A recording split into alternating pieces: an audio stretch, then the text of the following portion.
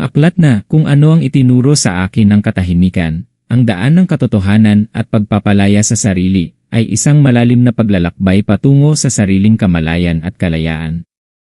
Ipinapakita nito kung paano ang katahimikan ay nagiging tulay upang makilala ang tunay na sarili, lampas sa inaasahan ng pamilya, lipunan, relihiyon, o kultura.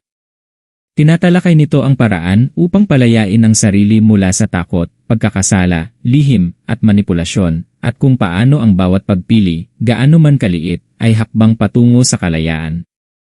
Itinuturo ng aklat na ang pag-asa ay susi, na nagbibigay lakas upang humarap sa nakaraan at bumuo ng hinaharap ayon sa sariling katotohanan. Sa bawat pahina, hinihikayat ng may akda ang mambabasa na mamuhay ng tapat, walang maskara, at may integridad sa paraang tunay na sa kanila. Ang kalayaan at kapangyarihan ay hindi ibinibigay, kundi natatamo sa pamamagitan ng pagpili at paninindigan sa sarili.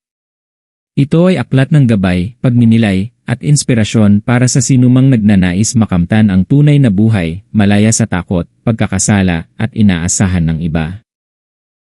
Ang magandang e-book na ito na puno ng mga kaalaman at aral ay mabibili sa Bookmundo at sa kahit anong ibang bookstore.